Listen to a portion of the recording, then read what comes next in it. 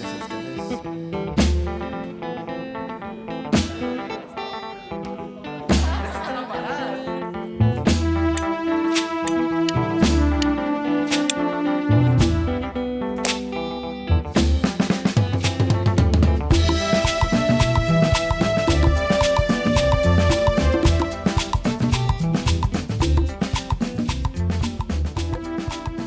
Bienvenidos y bienvenidas a este tercer episodio del video podcast Diálogo del Ser, una propuesta del Centro de Pensamiento Ignaciano con el cual deseamos explorar algunos conceptos vinculados con nuestra identidad institucional.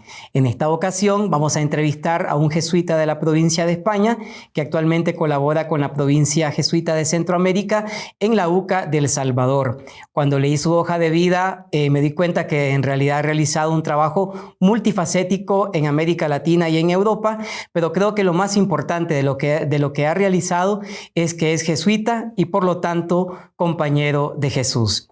Padre Patxi Ongi Etorri. Mila esker, muchas gracias. En mi propia lengua, ¿verdad? En la lengua, en el vasco, en el euskera. La lengua de Ignacio también, Padre. La lengua de Ignacio, la lengua materna de Ignacio, efectivamente. Hemos querido, Padre, en este tercer episodio del video podcast abordar el tema del liderazgo ignaciano. Y me gustaría iniciar esta conversación con usted planteando algo. Yo creo que a veces los ignacianos, los que compartimos la espiritualidad de San Ignacio de Loyola, hemos querido atribuirle el adjetivo ignaciano a muchos elementos de nuestra realidad. Por ejemplo, a día de hoy hablamos de identidad ignaciana, creatividad ignaciana, pedagogía ignaciana y también de liderazgo ignaciano.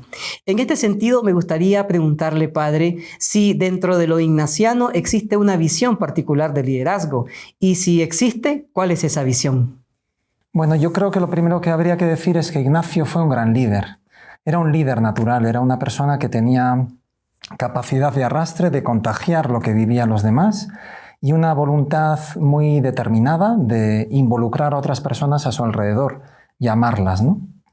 Esa inspiración suya, esa primera forma de vivir el liderazgo, luego posteriormente pasó a la propia compañía y a la Compañía de Jesús y a los jesuitas, que lo han vivido de una manera determinada, ¿no? Creo que la espiritualidad ignaciana en ese sentido puede inspirar a distintos grupos, en este caso a la Compañía de Jesús o a otro tipo de grupos fundamentalmente eclesiales, ¿no? Creo que hay una frase que a mí me gusta del Papa Francisco que tiene en la Laudato Si, que dice: no trabajaremos por causas nobles sin una mística que nos inspire. Y el liderazgo ignaciano, en primer lugar, es un liderazgo místico, digamos. Es decir, que quiere que haya una causa que nos inspire, que nos mueva, que nos movilice, ¿no? Y esa es la causa de Jesús y la causa del reino de Dios, lo que él anunció. En primer lugar es eso. Yo creo que el servicio a la misión que se quiere hacer a través del liderazgo y a través de la implicación en la realidad tiene directamente que ver con una misión. Esa misión es como una gran pasión. Y una pasión significa como un gran amor. Un gran amor que relativiza todo lo que tiene alrededor. Es decir, en ese sentido, la misión está en el centro, una misión por la fe, por la justicia, como decimos los jesuitas a día de hoy, por la solidaridad, por las causas justas de este mundo, que relativizan las demás cuestiones, ¿no? En ese sentido, es muy importante del liderazgo ignaciano un cierto vaciamiento del ego. Es muy propio de la espiritualidad ignaciana esa relativización del ego, ¿no? El ego ignacio normalmente lo sitúa como en tres coordenadas. Dice, los impulsos del ego están en torno al poder, en torno al tener y en torno al buen nombre. Hay que estar atentos a esas tres dinámicas internas del ego como para poder acallarlas y dejar que sencillamente las buenas obras por el bien común, por esta misión, por la fe y la justicia, vayan adelante. Y luego, a mí me gustaría destacar un último elemento. Seguramente el liderazgo ignaciano es más rico que esto, ¿no? Pero me gustaría destacar un último elemento. Ignacio cree en la acción de Dios en las personas. Y en ese sentido cree que las personas pueden dar mucho de sí. Y que cuando están tocadas por la gracia, se dejan hacer por la gracia, entonces pueden dar mucho de sí y tener mucha independencia. El liderazgo ignaciano, en ese sentido, es capaz de confiar, de delegar y de ayudar a las personas a que efectivamente crezcan y den de sí, ¿no? Cuando enviaba Ignacio a los jesuitas a distintos lugares del mundo, les daba amplio campo. Les daba algunos criterios, algunas recomendaciones, pero básicamente eran libres de hacer lo que mejor creían que se debía hacer, ¿verdad? Y en ese sentido, pues yo creo que el liderazgo ignaciano, como digo, cree en las personas, confía en ellas y fundamentalmente delega. José María Guiber, en su libro El liderazgo ignaciano, plantea varias características en relación a este tipo de liderazgo. Una de ellas es el desarrollo de competencias sociales. Él, según sus palabras, este tipo de competencias sociales tienen que ver con la construcción de relaciones laborales con el fin de construir un cuerpo común para la misión.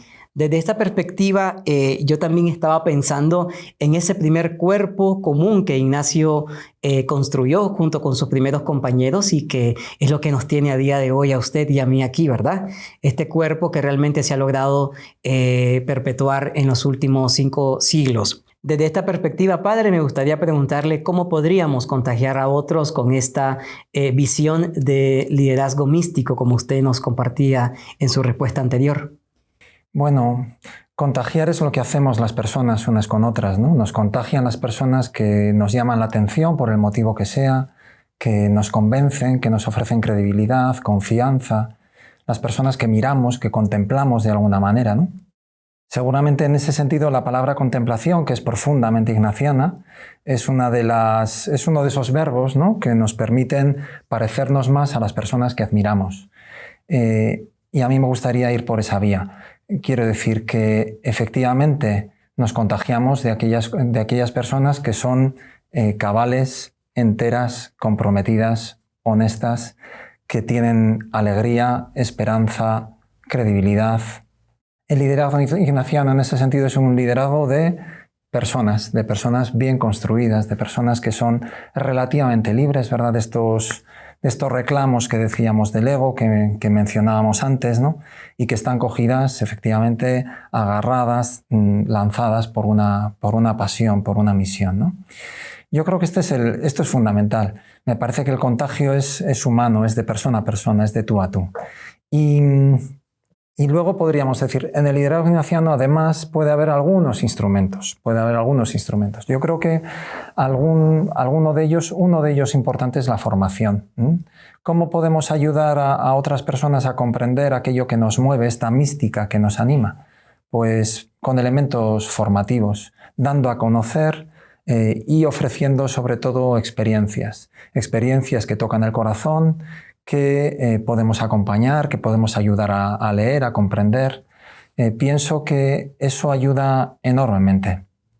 Y finalmente a mí me gustaría añadir como una tercera cuestión, que es que en una institución es muy importante que las prácticas de la propia institución sean coherentes con aquello que nosotros estamos anunciando, porque es entonces cuando vemos la sintonía entre lo que se hace y lo que se dice, ¿no?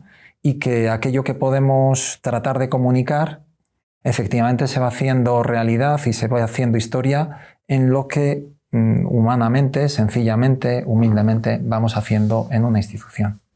Padre Pachi, a raíz del compartir que tuvimos esta mañana, en donde nos hacía esa diferencia entre ser gestores y ser líderes espirituales, me gustaría preguntarle, partiendo de que hablamos de un liderazgo místico, un liderazgo que tiene un cimiento espiritual, y a partir del trabajo que ha desarrollado usted aquí en América Latina y en Europa, pero también dentro del gobierno de la compañía en Roma, me gustaría preguntarle qué tipo de prácticas o experiencias espirituales podrían sernos de utilidad para fomentar este liderazgo entre nosotros. Bueno, Ignacio cree en la experiencia, básicamente cree en la experiencia y en lo que la vida toca el corazón de las personas y cómo es capaz de transformarlo, ¿no? Podríamos decir que hay como dos grandes experiencias. Él propone una que es profundamente transformadora y que utilizó a lo largo de su propia historia personal para poder tocar el corazón de las personas, que fueron los ejercicios espirituales. Los ejercicios espirituales no como una indoctrinación o como un dar conocimientos a alguien, sino como una experiencia de Dios, dejar que la persona se exponga a la luz de Dios y toque su corazón y la transforme. En torno a esa gran experiencia transformadora que son los ejercicios espirituales, los jesuitas creo que hemos ido desarrollando el resto de las experiencias a las que proponemos a las personas, ¿no? Creo que una de las experiencias más valiosas es la experiencia de cercanía a las realidades de sufrimiento, a los pobres y a las realidades de sufrimiento. ¿Por qué? Porque esas nos desinstalan, nos cuestionan de inmediato, ¿verdad? Porque nos encontramos con personas que son iguales en dignidad a nosotros, pero sin embargo sus condiciones de vida pueden ser muy diferentes. Y sentimos que son injustamente tratados por la realidad en la que viven, no por nada que hayan hecho, sino sencillamente por los condicionamientos históricos que hay, ¿verdad? Entonces yo creo que ese tipo de experiencias, de contacto con la realidad sufriente, son, como le digo, muy transformadoras y desinstalan a la persona. Pero necesitan algún tipo de acompañamiento y necesitan también realizar algún tipo de lectura. Creo que en nuestro tiempo, en donde abundan las experiencias personales, viajamos mucho más que antes, entramos en contacto con realidades muy diferentes, ¿verdad? Es preciso pasar de experiencias a vivencias. Las experiencias pueden ser muy superficiales y las vivencias es cuando leemos lo que ha sucedido en nuestro interior con ocasión de aquello con lo que hemos entrado en contacto, ¿no? Entonces, una lectura de nuestras propias experiencias para convertirlo en vivencia personal, en relato de vida humano, personal, es muy necesario. Y eso necesita un cierto acompañamiento. Ayuda igualmente mucho el poder leer la realidad, comprenderla de otra manera y ver cuáles son las condiciones de la realidad que hacen que determinadas personas vivan como vivan, ¿no? Creo que ese tipo de experiencias pueden ser incluso fundantes de la persona. Ocurren una vez en la vida a veces y generan un itinerario personal pues ya distinto, ¿verdad? Dan lugar a opciones personales fuertes y en ese sentido muy transformadoras. En nuestras instituciones jesuitas y en esta institución en particular, padre, no todos somos ignacianos, lo cual quiere decir que el ejercicio de liderazgo no siempre se desarrolla en un contexto ignaciano. Nosotros aquí tenemos Landívar como tal en sus presencias y en sus 9 presencias en toda la geografía de Guatemala es muy plural, es muy diversa. ¿Cómo lograr en medio de este contexto diverso, padre, la unión y la cohesión, ¿verdad?, que siempre empujan el liderazgo ignaciano? Bueno, nuestras sociedades son profundamente diversas y van a ser mucho más diversas por distintas causas. Guatemala ciertamente es un país muy diverso por causas históricas, podríamos decir, ¿verdad? Porque los orígenes de las distintas comunidades pueden ser muy diferentes. Pero nuestras sociedades, digamos, occidentales, liberales, cada vez son más distintas porque las personas toman decisiones libres sobre lo que quieren ser. Y en ese sentido, pues la diversidad es parte de nuestra identidad en ese sentido, ¿no? Entonces, yo creo que es un reto, pero por otro lado, lo primero que hay que ver es que es una riqueza. La diversidad es una riqueza, es algo que nos enriquece a todos, siempre y cuando nuestros encuentros sean encuentros fecundos, encuentros fructíferos. Y en unas instituciones como las nuestras, en este caso en la Universidad Landívar, ¿verdad? Pues este es el reto precisamente, que consigamos tener un encuentro humano rico en la diversidad, con el cuidado mutuo de unos y otros, en donde podamos reconocernos, escucharnos y enriquecernos unos con otros. Me parece que ese es el primer reto de una institución como puede ser la Universidad Landívar o como pueden ser otras de la propia compañía, ¿no? Y luego también es cierto que necesitamos algún punto en común, No creo que sea la espiritualidad ignaciana el punto en común que podamos tener en las instituciones de la compañía. No podemos aspirar a esto. Creo que la identidad ignaciana es algo que puede animar a algunas personas dentro de esta comunidad, pero no a todos.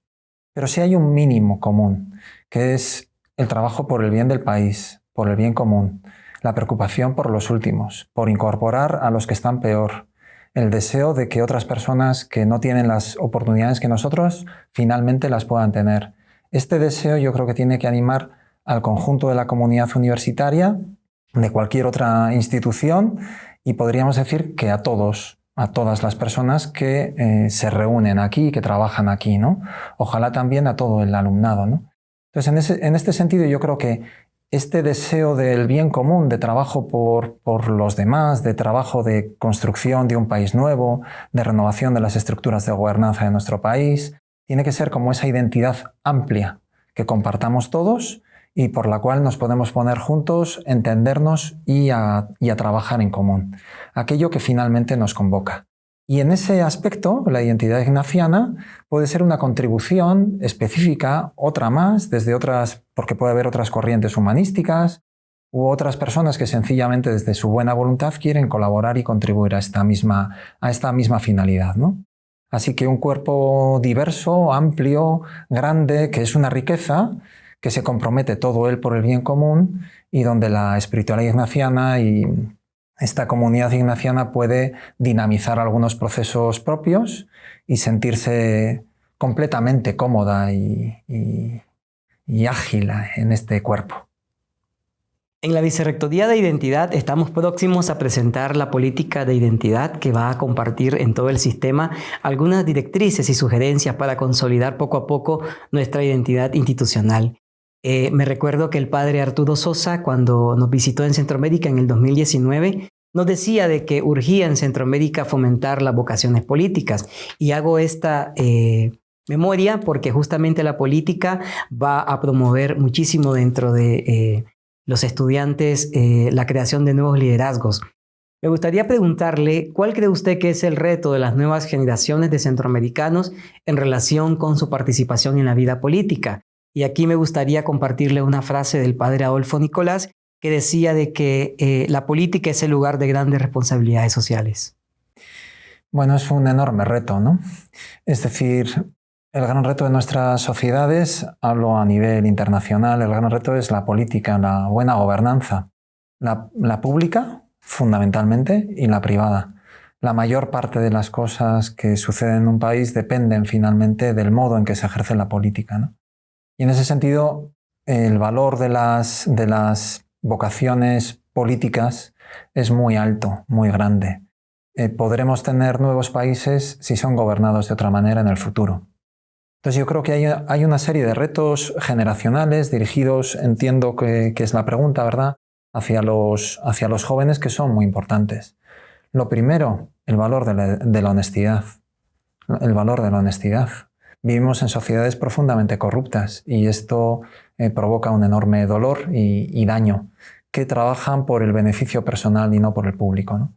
Segundo, una formación crítica. Yo creo que una universidad como la Landívar puede formar a su alumnado de manera crítica, ayudándole a ver la realidad con nuevos ojos, desde lo que realmente sucede en ella y teniendo un criterio propio a la hora de juzgarla o de tener una opinión sobre ella, ¿no?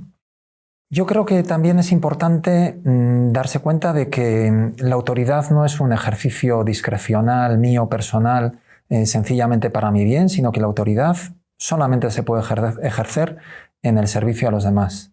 Esa es una idea cristiana muy fuerte que está profundamente arraigada en el Evangelio y que me parece que es esencial que podamos también promover. Las generaciones actuales también tienen que confrontar una cultura patriarcal que también está muy arraigada en general en prácticamente todas las culturas, pero también en la nuestra, ¿no? Y luego a mí me parece que hay otros dos elementos que podrían ser importantes, ¿no? Uno es la atención a los últimos. No se puede olvidar a los últimos. Si la última persona consigue un trato mejor, consigue mejorar sus condiciones, eso quiere decir que todos vamos a mejorar. La atención tiene que estar puesta en los últimos, porque habitualmente suelen ser los más olvidados. Y finalmente, yo creo que en las circunstancias actuales conviene que podamos tener, ¿verdad?, líderes políticos, jóvenes o no tanto, que puedan confrontar una política corrupta y autoritaria.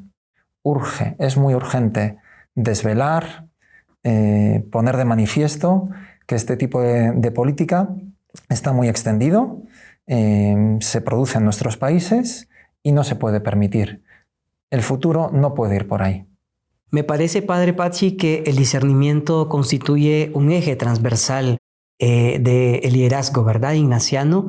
Desde esta perspectiva y también trayendo a la memoria todo el compartir que hemos tenido hoy en la mañana con varios compañeros laicos de diferentes obras de Guatemala, me gustaría preguntarle cómo nosotros a nivel institucional podríamos integrar a nuestros procesos de planificación el ejercicio del discernimiento, pero con profundidad, porque de pronto pareciera que llamamos discernimiento a cualquier reunión que tenemos en nuestros equipos.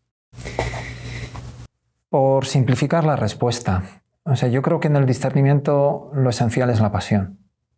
La pasión, tener pasión por algo, en este caso por una misión grande. De ella hemos venido hablando en este ratito de conversación, ¿verdad?